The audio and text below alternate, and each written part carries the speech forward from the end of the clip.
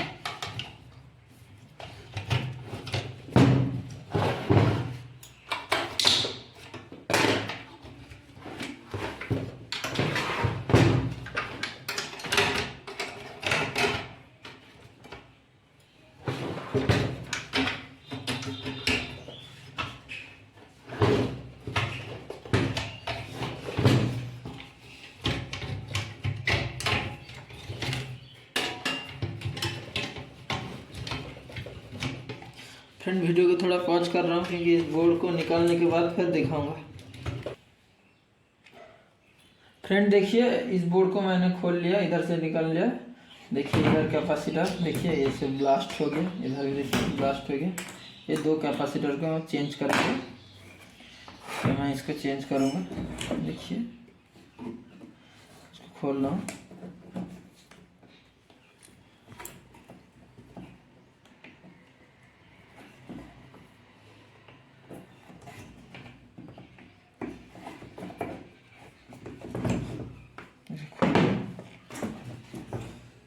इधर एक कैपेसिटर लगा है, इसको भी खोल लो। आप लोग देख पा रहे हैं।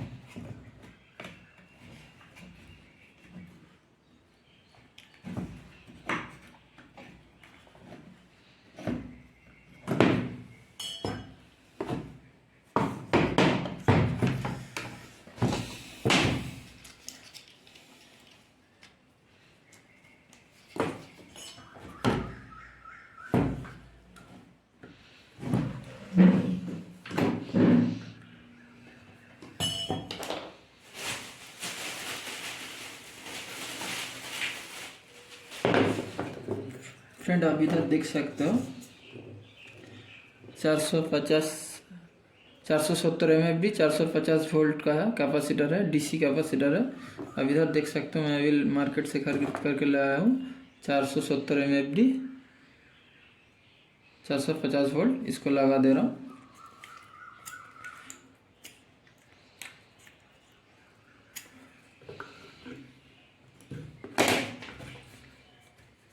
अब इधर देखिए, इधर पॉजिटिव मार्क किया है, पॉजिटिव इधर रहना चाहिए।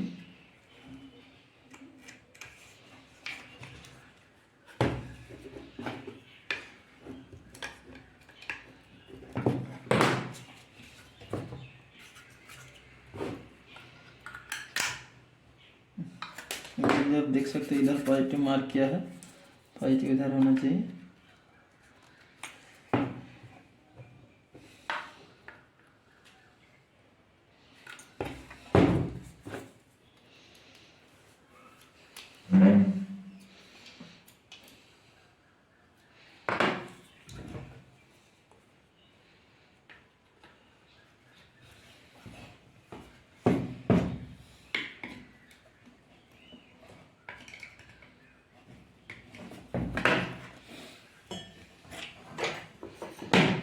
फ्रेंड इसको मैं सोल्डरिंग कर रहा हूँ।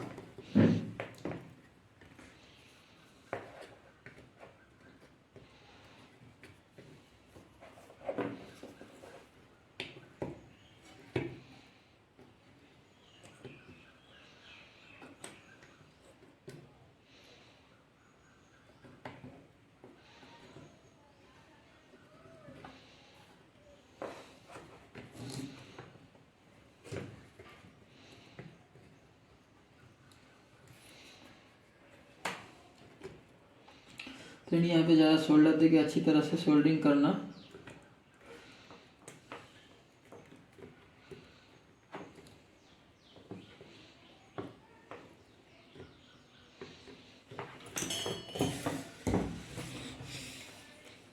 फिर कैपेसिटर बैंक को लगा दिया। अभी मैं इसको फिटिंग करूँगा, उसके बाद आप लोगों को पावर दिखाऊंगा। देखिए फ्रेंड, मैंने इसका टॉप कार्ड को लगा दिया और पावर सप्लाई भी दे दिया और देखिए चेक कर रहा हूँ। देखिए अभी सही हो गया।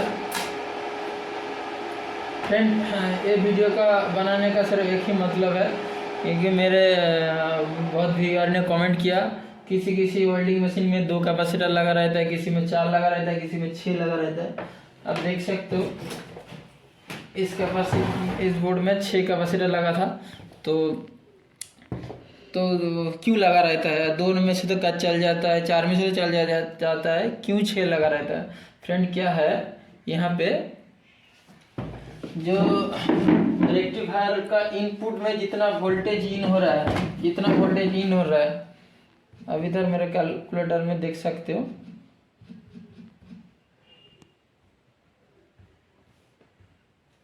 अब मेरा कैलकुलेटर में देख सकते हो, मैं दिखा रहा हूँ।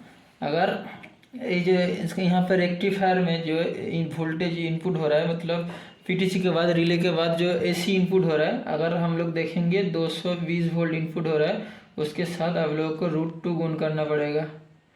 तो डिस कैपेसिटर में 311 मतलब 311 वोल्ट होना चाहिए। तो क्या होता है, जब वेल्डिंग करता है, ये 250 एम्पियर का मशीन है। अब जो फ्रेंड देखा है वो 200 एम्पियर में देखा है, नॉर्मली होता है। 250 एम्पियर में 6 कैपेसिटर लगा है, क्योंकि जब वो फुल एम्पियर में या 200 एम्पियर के आसपास वेल्डिंग करता है, तब क्या होता है, ये कैपेसिटर में अक्रॉस में डीसी लिंक में 311 वोल्ट नहीं रहता है, कम जाता है। तो कम होने की वजह से वेल्डिंग सही से नहीं होगा, ये मॉसफेट में हीट होगा तो बर्न आउट हो जाएगा। इसलिए जो इंजीनियर इस बोर्ड को डिज़ाइन किया है वो इसको कैलकुलेशन करके इसलिए 6 कैपेसिटर लगाया है। फ्रेंड, ये जो कैपेसिटर 2, 4, 6 का यही एक ही फंक्शन है। जब वर्क होता है तो डीसी लिंक में जो वोल्टेज बनना चाहिए इनपुट के अक्रॉस, मतलब इनपुट 220 वोल्ट है, उसके साथ √2 गुण करने के बाद जितना वोल्टेज होना चाहिए वो नहीं होगा, तो सर्किट में प्रॉब्लम होगा। तो इस वोल्टेज को स्टेबल रखने के लिए, लोड में तो वोल्टेज डाउन हो जाएगा, उसको स्टेबल रखने के लिए कैपेसिटर लगा है। फ्रेंड, आई होप आप लोगों को समझ में आ गया जो कैसे रिपेयर करना है, क्यों कैपेसिटर बैंक लगा है। अगर कुछ प्रॉब्लम है कि दिक्कत आ रहा है तो मुझे कमेंट कीजिए, मुझे कॉल कीजिए, मैं डेफिनेटली आप लोगों को हेल्प करूँगा। मैं झारग्राम में रहता हूँ, वेस्ट बंगाल में। तो अगर आप लोगों को रिपेयर करना है आसपास से तो मुझे कॉल कर सकते हो, व्हाट्सएप कर सकते हो। Thank you for watching.